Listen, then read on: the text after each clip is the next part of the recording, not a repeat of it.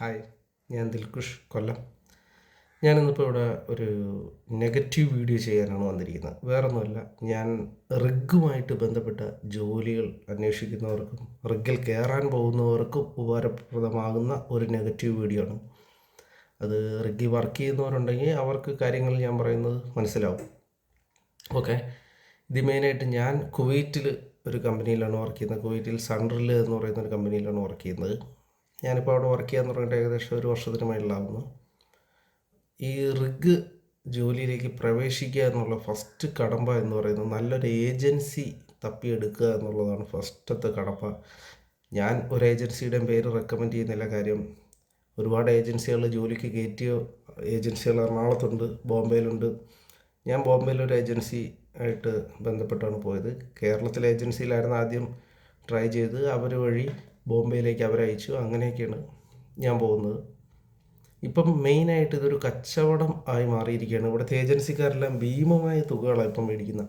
5 ലക്ഷം, 6 ലക്ഷം, 4 ലക്ഷം, അങ്ങനെ വലിയ വലിയ തുകകളാണ് ഇപ്പോൾ എല്ലാവരും മേടിക്കുന്നത്. അത്രയും വലിയ തുകകളൊക്കെ കൊടുത്ത് പോവേണ്ട കാര്യമുള്ളതായിട്ട് തോന്നുന്നില്ല. പക്ഷേ ഇപ്പോൾ അത്രയും കൊടുത്തെങ്കിൽ മാത്രമേ പോകാൻ പറ്റൂ എന്ന കണ്ടീഷനുണ്ട്. 3 ലക്ഷം, 2.5-3 ലക്ഷം രൂപയൊക്കെ കൊടുത്ത് പോയാൽ തെറ്റില്ല, തരക്കേടില്ലാത്തൊരു എമൗണ്ടാണ്. അങ്ങനെയൊക്കെ ഇപ്പം കിട്ടുമെന്നുള്ളതും ഡൗട്ടാണ്. 2.5-3 ഇപ്പോൾ ഒരു ഏജൻസിക്കാരും ഓക്കെ അല്ല, വില്ലിങ് അല്ല. പിന്നെ ക്യാഷ് കൊണ്ട് കൊടുത്തു കഴിഞ്ഞാൽ കിട്ടുമോ ഇല്ലയോ എന്നുള്ളതെല്ലാം ഒരു ഭാഗ്യപരീക്ഷണം പോലെ പൊയ്ക്കൊണ്ടിരിക്കുന്നൊരു കാര്യമാണ്. ഈ ഒരു ഫസ്റ്റ് കടമ്പ കഴിഞ്ഞ് എങ്ങനെയെങ്കിലും നമ്മൾ വലിയ എമൗണ്ടൊക്കെ കൊടുത്ത് വന്നു കഴിഞ്ഞാൽ ഈ ജോബ് നമുക്ക് പറ്റുന്നതാണോ ഇല്ലയോ എന്ന് ആദ്യം മനസ്സിലാക്കിയിട്ട് വേണം നമ്മളിത് പോകാൻ. പലരും ഓൺ ഓഫ് അത് ഇത് 56, 28 എന്നെല്ലാം കേട്ടിറങ്ങുന്നതാണ്. ഇതൊന്നുമല്ല. ഇത് നമുക്ക് പറ്റിയതാണോ എന്ന് ആദ്യം മനസ്സിലാക്കുക. അതിന് ഫസ്റ്റ് വേണ്ടുന്നതെന്ന് പറഞ്ഞു കഴിഞ്ഞാൽ, ഫസ്റ്റ് തന്നെ ഞാൻ പറയാം, ഈ ജോലി ഹൈറ്റ് പേടിയുള്ളവർക്ക് പറ്റിയൊരു മേഖലയല്ല റിഗ്. അതാദ്യം മനസ്സിലാക്കുക. അത്യാവശ്യം ഹൈറ്റിൽ കയറാൻ എനിക്ക് പേടിയാണ്, ഹൈറ്റ് എന്നെ കൊണ്ട് പറ്റില്ല എന്ന് സാധിക്കുന്നവർ ഈ ജോലി കിറ്റ് ചെയ്ത് പോവുക. കാര്യം ഇതിൻ്റെ ആദ്യത്തെ നമ്മൾ ജോലിക്ക് കയറി റോസ്റ്റ് ബോട്ട് എന്ന് പറയുന്ന പൊസിഷനിലാണ് ആദ്യം കയറുന്നത്. ചെറിയ ചെറിയ ഹൈറ്റുകളെ അപ്പം തന്നെ കയറേണ്ടതായിട്ട് വരും. അത് കഴിഞ്ഞ് നമുക്കൊരു പ്രൊമോഷൻ കിട്ടി ഫ്ലോർമാൻ ലെവലിലേക്ക് പോയാലും, ഫ്ലോർമാനിൽ നിന്ന് പ്രൊമോഷൻ കിട്ടി ഡയറക്ട്മാനിലേക്ക് പോയാലും ശരി, ഹൈറ്റ് കയറേണ്ടതായിട്ട് വരും. നമ്മളിനി ഹൈറ്റ് കയറാൻ പേടിയാണെങ്കിൽ കാലക്രമേണ നമ്മളെ കമ്പനി പറഞ്ഞു വിടും. കാര്യം അവർക്ക് നമ്മളെ ചുമന്നുകൊണ്ട് നടക്കേണ്ട കാര്യങ്ങളൊന്നുമില്ല. ഒരുപാട് പുതിയ ആൾക്കാരെ വേറെ കിട്ടും. അപ്പം അങ്ങനെയുള്ളവർ ഈ ജോലിയിൽ നിന്ന് പിന്മാറി നിൽക്കുന്നതായിരിക്കും നല്ലത്. കാര്യം ഞാൻ പറഞ്ഞല്ലോ, ഹൈറ്റ് പേടിയുള്ള ഒരുപാട് പേർക്ക് വേണ്ടിയിട്ടാണ്. പിന്നെ അടുത്തതെന്ന് പറഞ്ഞു കഴിഞ്ഞാൽ വളരെ കഷ്ടപ്പാടുള്ളൊരു ജോലിയാണ്. വളരെ കഷ്ടപ്പാടെന്ന് പറഞ്ഞു കഴിഞ്ഞാൽ ശരിക്കും പറഞ്ഞാൽ റോസ്റ്റ് ബോട്ടായിട്ട് കമ്പനികളിൽ കയറുന്നവർ ഫസ്റ്റ് റോസ്റ്റ് ബോട്ട് എന്ന് പറയുന്നൊരു വേക്കൻസി നമുക്ക് കിട്ടും. റോസ്റ്റ് ബോട്ടായിട്ട് കയറി കഴിഞ്ഞാൽ അടിമകളാണ്. ശരിക്കും പറഞ്ഞു കഴിഞ്ഞാൽ അടിമ, അതിനപ്പുറം ഒന്നും പറയാനില്ല. നമ്മൾ ഇവിടെ നിന്ന് ഫ്ലൈറ്റിൽ ചെന്ന് അവിടെ ഇറങ്ങുന്നു, നമ്മൾ കമ്പനിയിൽ പോകുന്നു, പുറം ലോകമായിട്ട് പിന്നെ അധികം ബന്ധമൊന്നും കാണില്ല. കാര്യം 56 ദിവസം നമ്മൾ അവിടെ വർക്ക് ചെയ്യാൻ വന്നാൽ 56 ദിവസം അവിടെ വർക്ക് ചെയ്യൽ ആണ് നടക്കുന്നത്. ഞാൻ ഓൺ ഷോറിലാണ്, കരയിൽ റിഗിലാണ്. ഓഫ് ഷോറിൽ വർക്ക് ചെയ്യുന്നവർക്കറിയാം, പിന്നെ പുറം ലോകമായിട്ട് യാതൊരുവിധ ബന്ധവും കാണില്ല. അപ്പം അങ്ങനെ ഒരു 56 ദിവസം കഴിയേണ്ടതായിട്ട് വരും. അത് നന്നായിട്ട് ഉൾക്കൊള്ളുക. കാര്യം കേൾക്കുമ്പോൾ 56, 28 എന്നൊക്കെ പറഞ്ഞാലും വളരെ ബുദ്ധിമുട്ടുള്ളൊരു കാര്യമാണത്. പിന്നെ അടുത്തൊരു കാര്യം എന്ന് വെച്ച് കഴിഞ്ഞാൽ, സീനിയേഴ്സിൻ്റെ പറയുന്ന കാര്യങ്ങളെല്ലാം നമ്മൾ മിണ്ടാതെ നിന്ന് ചെയ്യേണ്ടതായിട്ട് വരും. ചില സാഹചര്യത്തിൽ നമുക്ക് അവരോട് എതിർത്ത് സംസാരിക്കാനൊക്കെ പറ്റും, പക്ഷെ സംസാരിച്ചാൽ അതിൻ്റെ ഭവിഷ്യത്ത് നമ്മൾ മാനസികപരമായിട്ടും അനുഭവിക്കേണ്ടതായിട്ട് വരും. അപ്പം ഞാൻ വലുതാണ്, ഞാനത് ചെയ്യില്ല, ഞാൻ ഇങ്ങനെയാണ് എന്ന ചിന്താഗതി ഉള്ളവർക്ക് മുമ്പോട്ട് പോകാൻ കുറച്ച് ബുദ്ധിമുട്ടായിരിക്കും. അതെല്ലാ ജോലിയിലും അങ്ങനെയൊക്കെ തന്നെയാണ്. പിന്നെ ഈ റോസ്റ്റ് ബോട്ടായിട്ട് ഫസ്റ്റ് ചെല്ലുന്നവർ, അവരുടെ ജോലി എന്ന് പറഞ്ഞു കഴിഞ്ഞാൽ ക്ലീനിങ് ആയിരിക്കും. മെയിനായിട്ട് ക്ലീനിങ്. റിഗിൽ എല്ലാ ഭാഗവും ക്ലീൻ ചെയ്യേണ്ട ഉത്തരവാദിത്വം റോസ്റ്റ് ബോട്ടിനാണ്. അത് കഴിഞ്ഞാൽ അടുത്തത് അറേഞ്ച്മെൻറ്റ്സാണ്. അവർക്ക് എല്ലാ സാധനങ്ങളും അറേഞ്ച് ചെയ്ത് കൊടുക്കുക, ഒതുക്കുക, അങ്ങനെയൊക്കെയുള്ള വർക്കുകളുണ്ട്. ഇത് മെയിൻ റോസ്റ്റ് ബോട്ടിൻ്റെ ജോലിയാണ്. പിന്നെ ഫ്ലോർമാനായിട്ട് നമുക്ക് പ്രൊമോഷൻ കിട്ടും എന്നൊക്കെ ഏജൻസിക്കാർ പറയുന്നുണ്ട്. പക്ഷേ പ്രൊമോഷൻ കിട്ടും. ഫസ്റ്റ് പറയുകയാണെങ്കിൽ റോസ്റ്റ് ബോട്ട്, ഫ്ലോർമാൻ, ഡയറക്ട്മാൻ, ഇവർ മൂന്നും അടിമകളാണ്. ഇവർ 3 പേരും കായിക അധ്വാനം കൊണ്ട് മാത്രം റിഗ് ഫീൽഡിൽ നിന്ന് പോകുന്ന വ്യക്തികളാണ്. ശാരീരിക അധ്വാനമാണ് റിഗ് ഫീൽഡ് ഈ 3 പൊസിഷനിലുള്ളവർക്ക് മെയിനായിട്ട് വേണ്ടുന്നത്. അത് കഴിഞ്ഞ് തൊട്ട് മേളിൽ കയറണമെങ്കിലാണ് AD അസിസ്റ്റൻറ്റ് ഡ്രില്ലർ, പിന്നെ അതിൻ്റെ മുകളിൽ ഡ്രില്ലർ, പിന്നെ അതിൻ്റെ മുകളിൽ NTP, STP, DS, അങ്ങനെ ഒരുപാട് പൊസിഷനുകളുണ്ട്. നമ്മൾ ഓടിപ്പോയി നമുക്കിപ്പം ചാടിക്കയറി കിട്ടുന്ന പൊസിഷനൊന്നുമല്ല. ഇവിടുത്തെ ഏജൻസിക്കാർ പറയും നമ്മളങ്ങ് ചെന്ന് കഴിഞ്ഞാൽ അപ്പോഴേ കയറി പോകാം. അങ്ങനെയൊന്നും കയറി പോകാനൊന്നും പറ്റുന്ന കാര്യമല്ല. പിന്നെ ഇപ്പോൾ എല്ലാ അഡ്വർടൈസിങ്ങിലും നമ്മൾ കാണുന്ന ഒരു കാര്യമാണ് 8ാം ക്ലാസ്സും വിദ്യാഭ്യാസവും 10ാം ക്ലാസ് മതി നമുക്ക് ഈ ജോലിയിൽ കയറാൻ. സത്യമായിട്ടുള്ളൊരു കാര്യമാണ്. ഒരു റോസ്റ്റർ ബൂട്ട് പൊസിഷനിലേക്ക് പോകാൻ 10ാം ക്ലാസ് തന്നെ ധാരാളം. കാര്യം നമ്മളവിടെ പോകുന്നത് ഭയങ്കര വലിയ കമ്പ്യൂട്ടർ ഉദ്യോഗസ്ഥനോ വലിയ കാര്യങ്ങൾക്കോ ഒന്നുമല്ല, അവിടുത്തെ അടിമപ്പണിക്കാണ്. റോസ്റ്റർ ബോട്ട് എന്ന് പറയുന്ന പൊസിഷന് അടിമയായിട്ട് പോകുന്നവർക്കുള്ള വിദ്യാഭ്യാസം ഇതൊക്കെ മതി.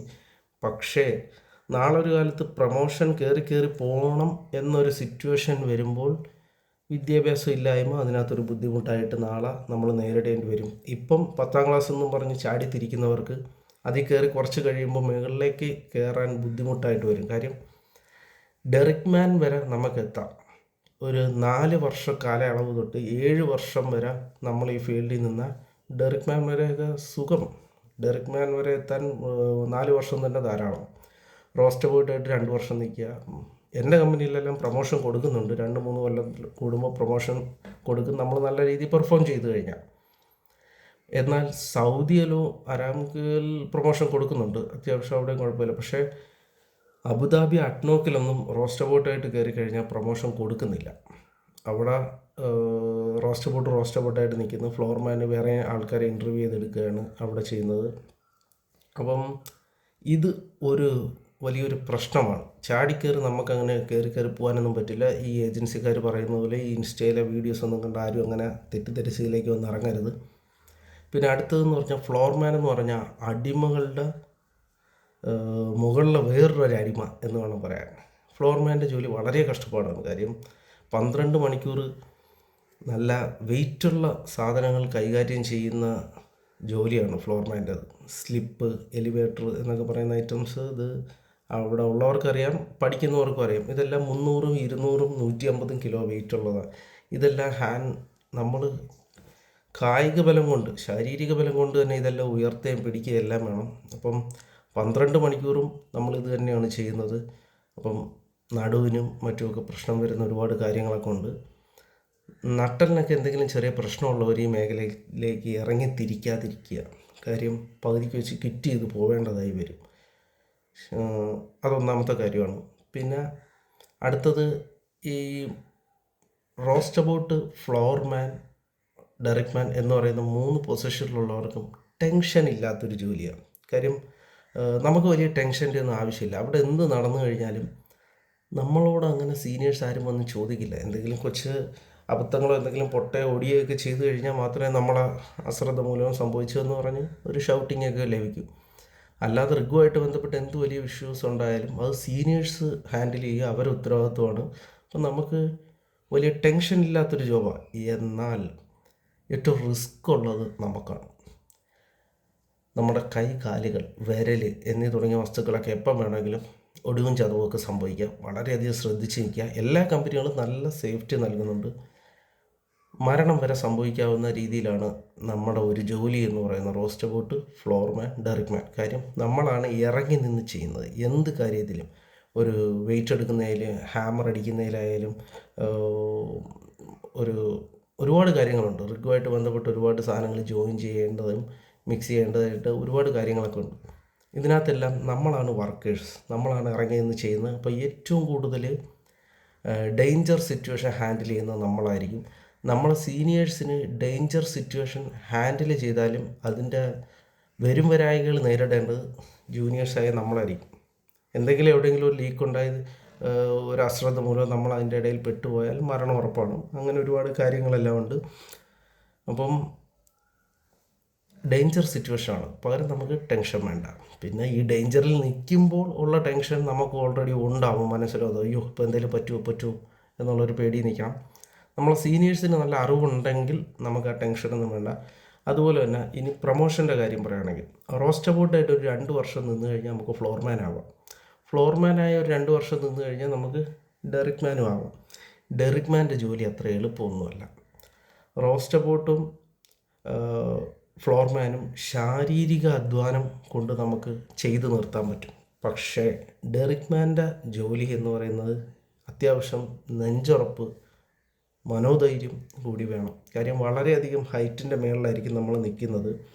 അതിനകത്ത് നിന്ന് ഈ പൈപ്പ് ലാച്ച് ചെയ്യുന്ന ഒരു പരിപാടികളൊക്കെ ഉണ്ട്. അതിന് നല്ല മനോധൈര്യം വേണം. നല്ല കോൺഫിഡൻസ് ആയിട്ടുള്ളവർക്ക് മാത്രമേ ആ ഒരു ഡെറിക് മാൻ്റെ ജോലി ചെയ്യാൻ പറ്റുകയുള്ളൂ. അപ്പം അതൊരു വലിയ വെല്ലുവിളിയാണ്.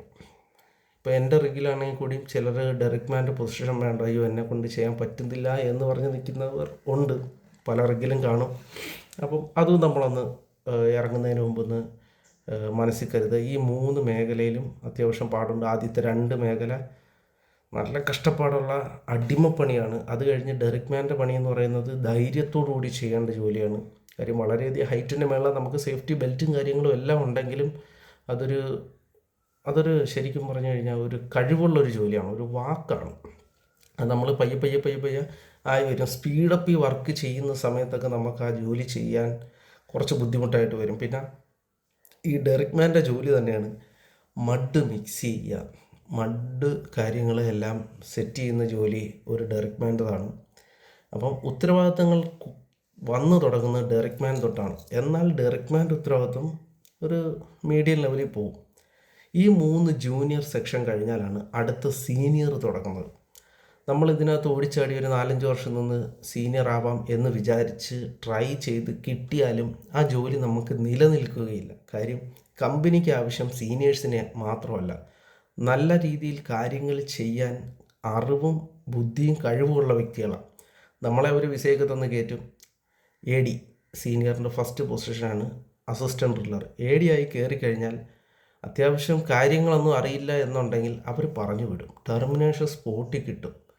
കാര്യം അവർക്ക് ഇത്രയും കോടിക്കണക്കിന് രൂപയുടെ ഒരു സംഭവം ഒരു പൊട്ടനെ ഏൽപ്പിച്ചിട്ട് പോകാൻ അവരാരും നിൽക്കില്ല. അതുകൊണ്ട് അത്യാവശ്യം നോളജ് വേണം, കുറച്ചെങ്കിലും ഇംഗ്ലീഷ് സംസാരിക്കാൻ അറിഞ്ഞിരിക്കണം. അങ്ങനെ കുറേ കാര്യങ്ങൾ ഇതിനകത്തുണ്ട്. 3-4 വർഷം കൊണ്ടൊക്കെ പഠിച്ചെടുക്കാവുന്ന കാര്യമുള്ളൂ ഇംഗ്ലീഷും മറ്റുമൊക്കെ. പിന്നെ അത് പറ്റാതെ ഇപ്പോഴും ആ മേഖലയിൽ താഴേക്കിടയിൽ തന്നെ ജോലി ചെയ്യുന്നവരും ഉണ്ട്, ഞാൻ കണ്ടിട്ടുണ്ട്. അപ്പം AD എന്ന് പറയുന്ന ഒരു സെക്ഷനിൽ കയറി കഴിഞ്ഞാൽ സീനിയറായി സുഖമായി എന്ന് വിചാരിക്കേണ്ട.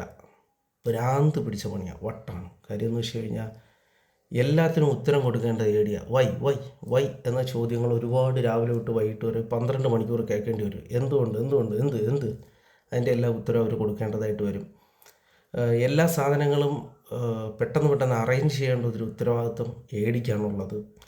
ഈ AD എന്ന് പറയുന്ന സെക്ഷനിൽ കിട്ടണമെന്നുണ്ടെങ്കിൽ പ്രത്യേകം സർട്ടിഫിക്കറ്റും കാര്യങ്ങളെല്ലാം വേണം. അതിനൊരു ടെസ്റ്റ് എഴുതി ഒരു സർട്ടിഫിക്കറ്റ് എടുത്തെങ്കിൽ മാത്രമേ സീനിയർ ലെവലിൽ റിഗിൽ വർക്ക് ചെയ്യാൻ പറ്റുള്ളൂ. ഇതൊന്നും പലരെ ഏജൻസികളിൽ പലതും പറഞ്ഞു കൊടുക്കാതെ 10ാം ക്ലാസ് മതി എന്നും പറഞ്ഞ് നേരെ കൊണ്ട് കയറ്റും. ഒരുപാട് പേർക്ക് പറ്റാഞ്ഞിട്ട് ക്വിറ്റ് ചെയ്ത് പോകുന്ന ഒരുപാട് പേരുണ്ട്.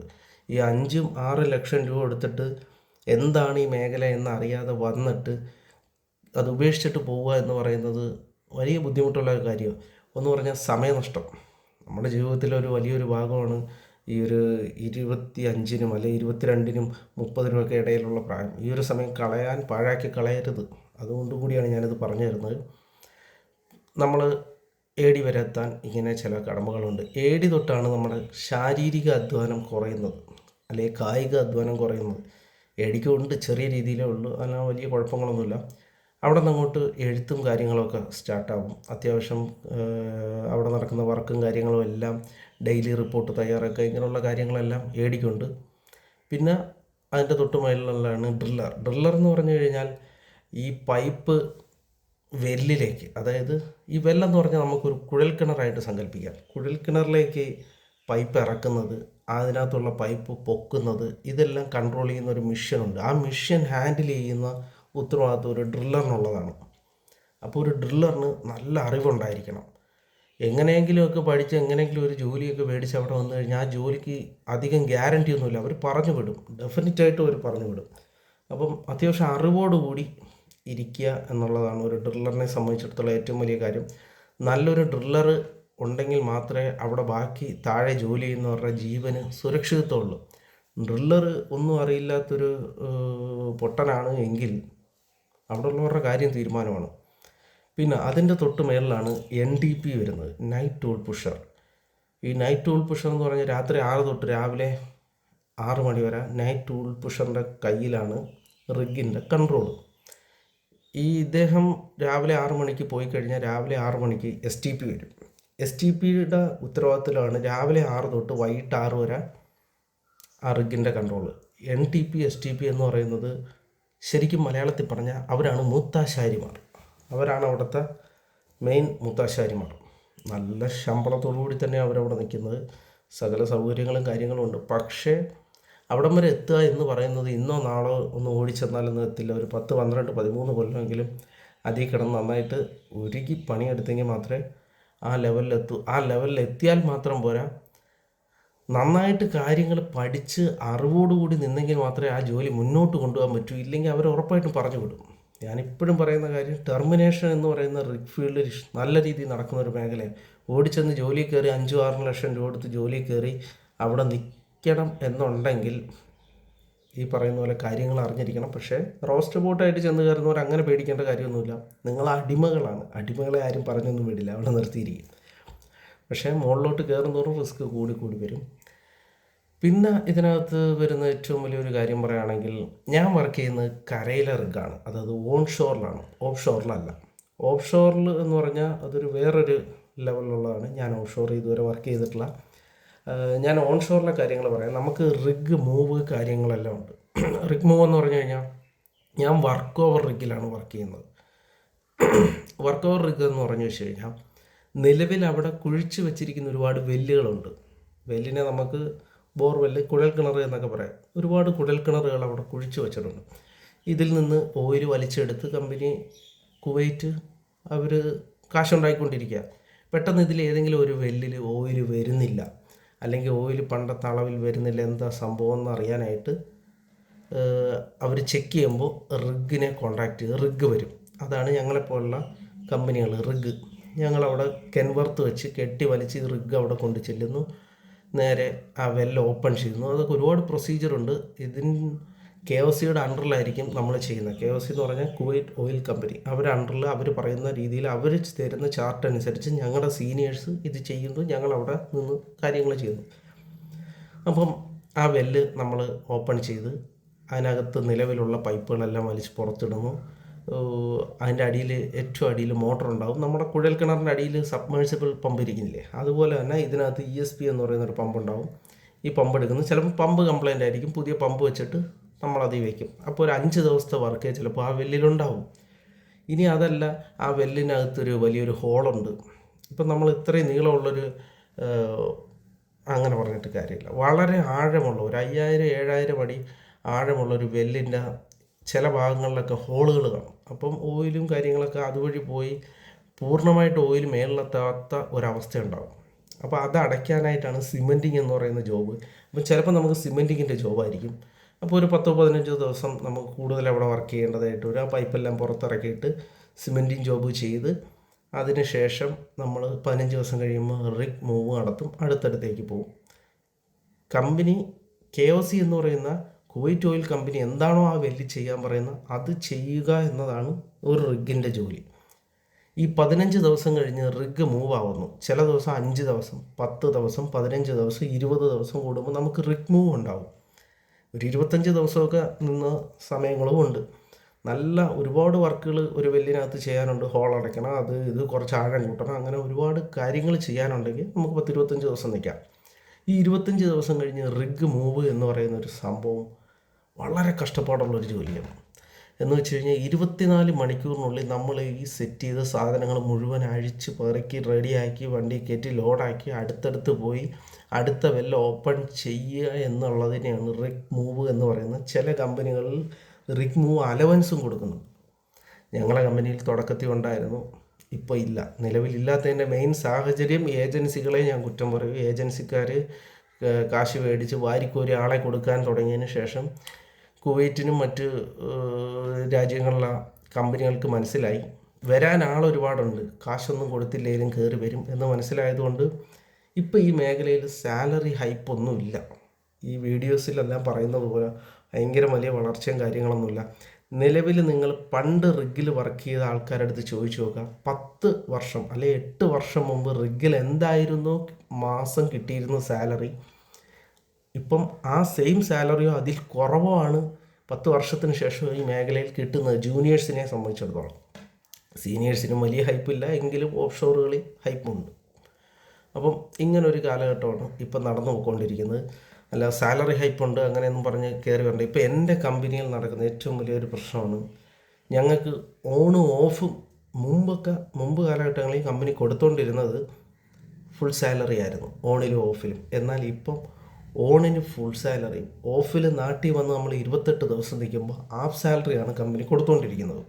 അപ്പം അങ്ങനെ ഒരു വിഷയം പല കമ്പനികളും ഇപ്പം സ്റ്റാർട്ട് ചെയ്ത് തുടങ്ങി, ഹാഫ് സാലറി. പിന്നെ അതുപോലെ ഞാൻ ഇപ്പം പറഞ്ഞു വന്ന റിക് മൂവ് എന്ന് പറയുന്ന ഒരു കഷ്ടപ്പാടിന് പണ്ട് കമ്പനികൾ ആ റിക് മൂവ് നടത്തുന്ന ഒരു ദിവസം അല്ലെങ്കിൽ 24 മണിക്കൂർ അല്ലെങ്കിൽ 2 ദിവസമൊക്കെ എടുക്കാറുണ്ട് ചില കമ്പനികളിൽ. ഈ 2 ദിവസത്തേക്ക് അവർ അലവൻസ് കൊടുക്കും, ഇത്ര രൂപ കൊടുക്കും. അവിടെ വർക്ക് ചെയ്യുന്ന എല്ലാവർക്കും തുല്യമായിട്ടൊരു എമൗണ്ട് വീതിച്ചു കൊടുക്കും.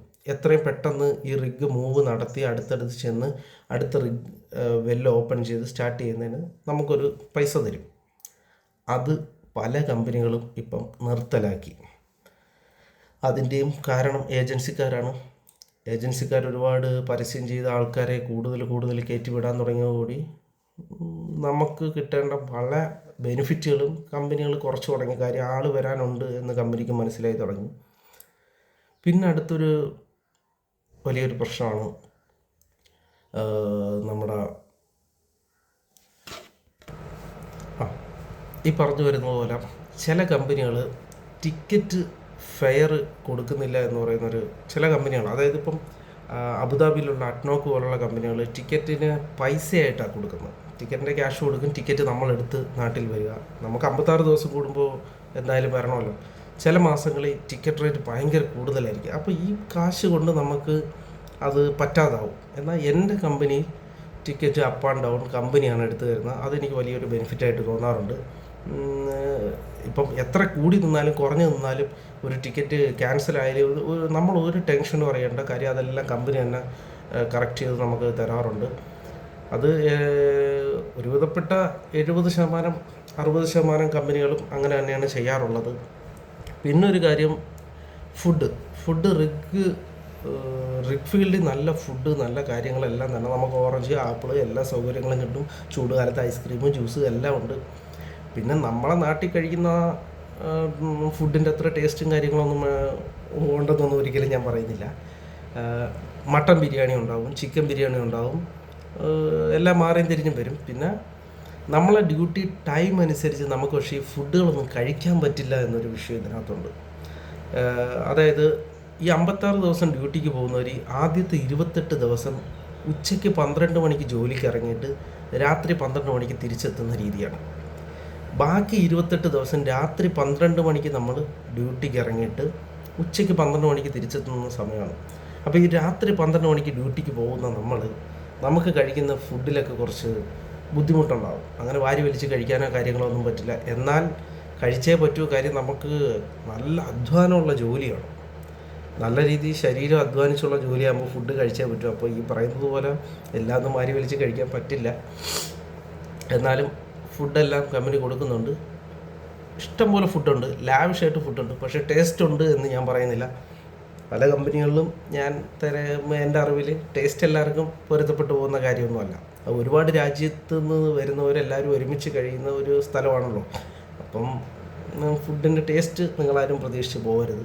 ഇഷ്ടംപോലെ ഫുഡുണ്ടാകും. ചിക്കനൊക്കെ കാണും, ചിക്കൻ ഫ്രൈ കാണും, മട്ടൻ കാണും, മട്ടൻ ബിരിയാണി ഉണ്ടാവും, ജ്യൂസ് ഉണ്ടാവും. എല്ലാം കഴിക്കുക, ടേസ്റ്റ് ഒന്നും നോക്കാതിരിക്കുക. പിന്നെ ഇതിനകത്ത് എടുത്തു പറയേണ്ട ഒരു കാര്യമാണ്, നമ്മുടെ മറ്റുള്ള രാജ്യക്കാരായിരിക്കും നമ്മുടെ കൂടെ കൂടുതൽ വർക്ക് ചെയ്യുന്നത്. ഈജിപ്ഷ്യൻസ് വരും, മറ്റുള്ള രാജ്യക്കാർ എല്ലാവരും വരും. അപ്പം അവരുടെയൊക്കെ ആറ്റിറ്റ്യൂഡുമായിട്ട് ചില നേരത്തെ നമുക്ക് പൊരുത്തപ്പെട്ടു പോകാൻ പറ്റില്ല. ഭയങ്കര ബഹളമാണ്. ഈജിപ്ഷ്യൻസും മറ്റുമെല്ലാം വന്നു കഴിഞ്ഞാൽ ഭയങ്കര ബഹളവും ഒക്കെ ആയിരിക്കും. അവർക്ക് നല്ല ആരോഗ്യമുണ്ട്. അതാണ് ഏറ്റവും വലിയ വിഷയം. കാര്യം നമ്മൾ നമ്മുടെ ആരോഗ്യത്തിന് ഒരു വർക്ക് ചെയ്തുകൊണ്ടിരിക്കുമ്പോൾ ഇവർ വന്നത് അവരാരോഗ്യത്തിൽ ചെയ്യുമ്പോൾ ഒരു പക്ഷേ നമുക്ക് അത്രയും എഫേർട്ട് എടുത്ത് ചെയ്യാൻ പറ്റില്ല. അപ്പം നമ്മൾ ചിലയിടത്തെല്ലാം താന്നു പോയോ എന്നൊരു തോന്നൽ വരും. എന്നാൽ ഇത് വേറൊരു കാര്യമുണ്ട്, അവർക്ക് ബുദ്ധിയില്ല. ആ സ്ഥാനഘട്ടത്തിൽ നമ്മൾ പൊങ്ങിപ്പൊക്കോളും. ബുദ്ധി വെച്ച് നമുക്കൊരു ജോലി എത്രയും പെട്ടെന്ന് എങ്ങനെ ചെയ്തു തീർക്കാം, വലിയ കഷ്ടപ്പാടില്ലാതെ എങ്ങനെ ചെയ്തു തീർക്കാമെന്ന് നമുക്കറിയാം. എന്നാൽ മറ്റ് രാജ്യക്കാർ, ഞാൻ കൂടുതലും പറഞ്ഞ ഈജിപ്ഷ്യൻസ്, അറബികളെയൊക്കെ സംബന്ധിച്ചിടത്തോളം അവർക്ക് അതറിയില്ല. അവർ എന്നൊക്കെ പറഞ്ഞ് ബലം പിടിച്ചുള്ള പരിപാടികളായിരിക്കും അവർ കൂടുതൽ ചെയ്യുന്നത്. പിന്നെ നിങ്ങൾ റോസ്റ്റ് ബോർഡായിട്ട് കയറുന്ന പിള്ളേരെല്ലാവരും ഇതൊന്ന് മനസ്സിൽ വെച്ചേക്കണം. നല്ല കഷ്ടപ്പാടാണ് കേട്ടോ. നല്ല കഷ്ടപ്പാടെന്ന് വെച്ച് കഴിഞ്ഞാൽ വേണ്ടിയിരുന്നില്ല എന്നൊരു തോന്നുന്ന രീതിയിലുള്ള വളരെയധികം കഷ്ടപ്പാടുകൾ സഹിക്കേണ്ടതായിട്ട് വരും. തുടക്കക്കാരല്ലേ, സഹിക്കുക. പിന്നെ ഫ്ലോർമാനായ എല്ലാം തീർന്നു എന്ന് തോന്നണ്ട. കഷ്ടപ്പാടിൽ നിന്ന് പെടാപ്പാടിലേക്ക് പോകുന്നൊരവസ്ഥയാണ് ഫ്ലോർമാൻ എന്ന് പറയുന്നത്. പിന്നെ ഡെറിക്മാൻ, അത് ഞാൻ നേരത്തെ പറഞ്ഞ പോലെ ഡെറിക്മാനിലേക്ക് കയറണമെങ്കിൽ ധൈര്യവും കൂടി വേണം. നല്ല ധൈര്യവും നല്ല മനോധൈര്യവും മനക്കട്ടിയൊക്കെ ഉണ്ടെങ്കിൽ ഡെറിക്മാൻ്റെ ജോബ് ചെയ്യാൻ പറ്റുകയുള്ളൂ. ഈ പറയുന്ന ഞാൻ ഡെറിക്കിൽ കയറാറുണ്ട്, ചെയ്യാറുണ്ട്. അത് വേറൊന്നുമല്ല, നമ്മുടെ ഡെറിക്മാന് ചായ കുടിക്കാനോ ഫുഡ് കഴിക്കാനോ പോകണമെന്നുണ്ടെങ്കിൽ താഴെ നിൽക്കുന്ന ഒരു ഫ്ലോർമാൻ വേണം മേളിൽ ചെന്ന് റിലീവ് ചെയ്യാനായിട്ട്. ഞാൻ മുകളിൽ പോകാറുണ്ട്, പുള്ളിയെ റിലീവ് ചെയ്യാറുണ്ട്. പക്ഷേ ഈ പോയ ആൾ പിന്നെ തിരിച്ചു വരില്ല. അതാണ് ഈ മേഖലയിലെ ഏറ്റവും വലിയൊരു വിഷയം. ഇപ്പം റിലീവർ വന്നിട്ട് അയാൾ പോയി കഴിഞ്ഞാൽ അവർ റെസ്റ്റ് എടുക്കാൻ പോകുന്നതൊന്നുമല്ല. അവർക്ക് മഡ് സിസ്റ്റം എന്ന് പറയുന്ന വലിയൊരു ഏരിയ ഡെറിക്മാൻ്റെ ഉത്തരവാദിത്തത്തിൽ വരുന്ന കാര്യം. കെമിക്കലുകൾ അവിടെ കറക്റ്റ് അളവിൽ ഡൈല്യൂട്ട് ചെയ്ത് അവിടെ സ്റ്റോർ ചെയ്യുക. എങ്കിൽ മാത്രമേ ഉള്ളൂ വെല്ലിന് എന്തെങ്കിലും വിഷയം വന്നു കഴിഞ്ഞാൽ ഒരു ഡ്രില്ലർക്ക് പമ്പ് ഓൺ ചെയ്ത് ഇത് നേരെ വെല്ലിലേക്ക് കടത്തി വിടാൻ പറ്റും. അപ്പം അതെപ്പോഴും അവിടെ സ്റ്റോർ ചെയ്യുക എന്നുള്ളത് ഡെറിക്മാൻ്റെ ഉത്തരവാദിത്തം. അതവിടെ തീർന്നു പോയാൽ ഏറ്റവും വലിയ വിഷയം ഏഡിക്കും ഡെറിക്മാനുമാണ്. അപ്പോൾ അങ്ങനെയുള്ള ജോലിക്ക് പുള്ളി പോകും. അപ്പോൾ നമ്മൾ കയറേണ്ടതായിട്ട് വരും. അപ്പോൾ ഒരു ഫ്ലോർമാൻ ലെവലിൽ തൊട്ട് തന്നെ നല്ല ഹൈറ്റിൽ കയറാൻ ധൈര്യപൂർവ്വം ഇരിക്കുക. പിന്നെ ഈ മേളിൽ നിന്ന് നമ്മൾ ഡെറിക്മാൻ വലിച്ചു കയറ്റുന്ന ഒരു പൈപ്പിന് തന്നെ നല്ല വെയിറ്റ് ഉണ്ടാവും. ഒരു 450 കിലോ, അതായത് ഏകദേശം 1/2 ടണ്ണിനടുത്ത് ഉണ്ട് ഒരു പൈപ്പ് വലിച്ചു കയറ്റുന്നത്. അങ്ങനെ നമ്മൾ ഏകദേശം ഒരു പൈപ്പല്ല, അത് 2-3 പൈപ്പുകൾ ജോയിൻ ചെയ്ത പീസുകളാണ്. അപ്പം ഇത് വലിച്ചു കയറ്റുക എന്ന് പറയുന്നത് കുറച്ച് പാടുള്ളൊരു കാര്യമാണ്.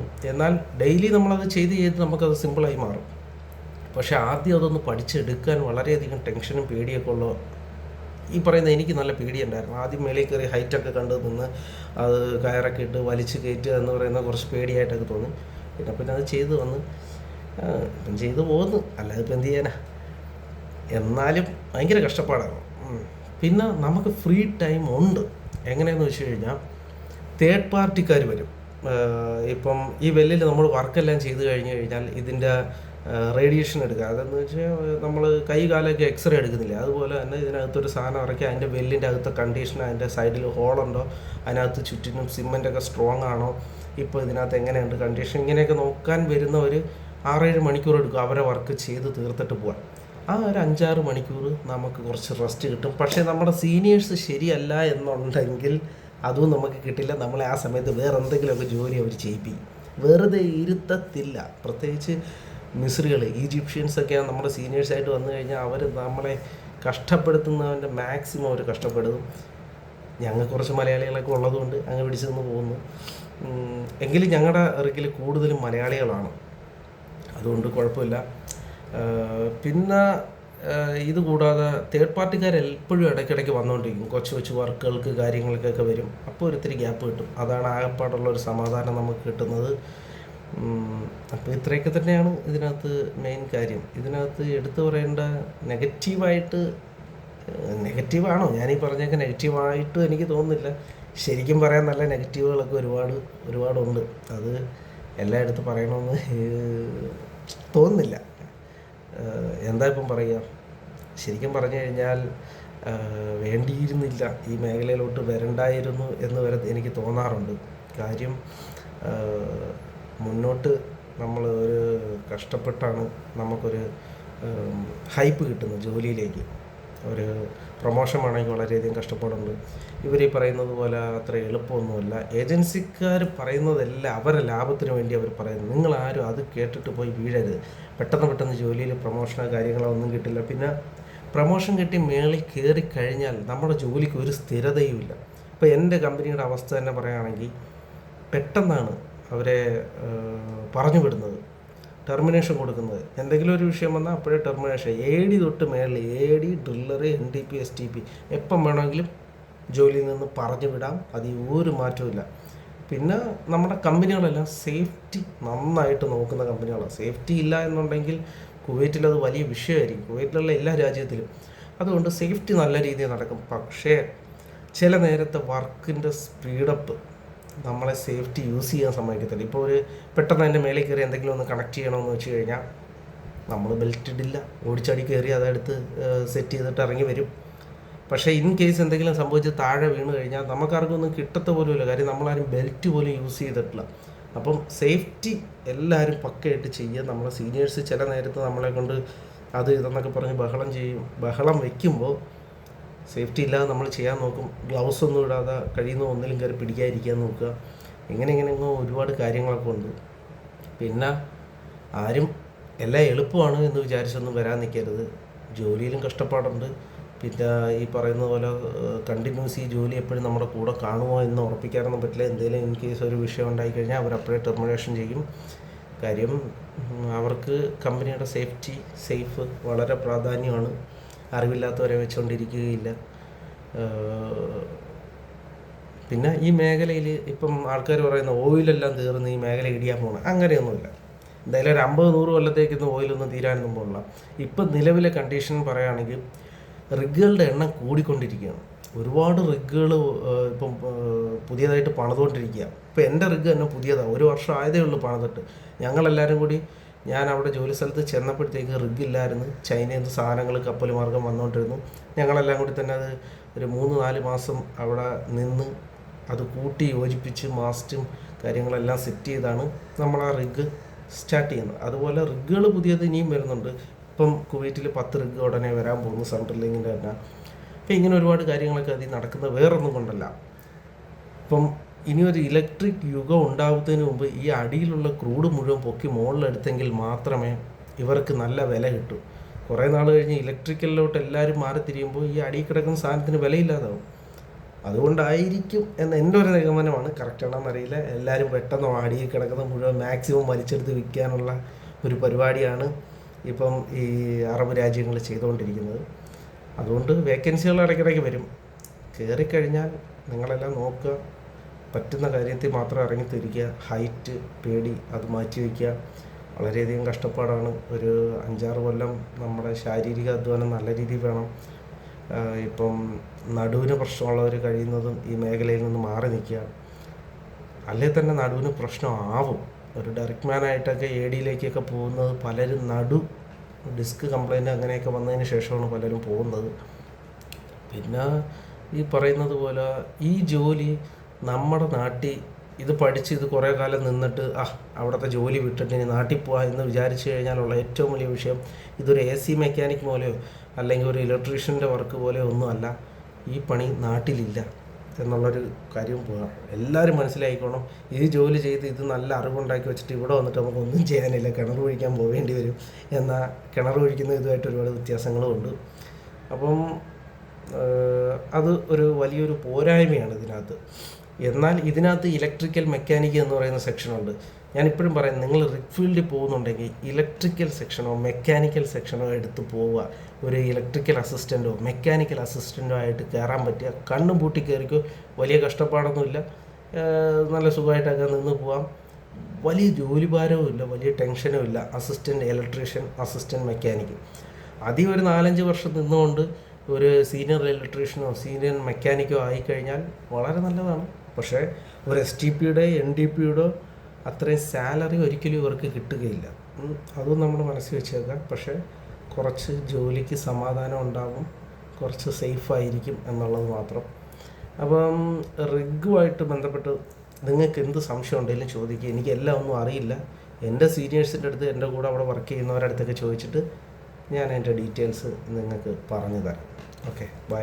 അപ്പം എല്ലാവർക്കും ഇഷ്ടപ്പെട്ടു എന്ന് വിചാരിക്കുന്നു. എൻ്റെ ആദ്യത്തെ വീഡിയോ ഒക്കെയാണ്, ഒരുപാട് നീളം കൂടിപ്പോയി. ഇപ്പോൾ എന്തെങ്കിലുമൊക്കെ ഉണ്ടെങ്കിൽ ക്ഷമിക്കുക. Okay, thank you.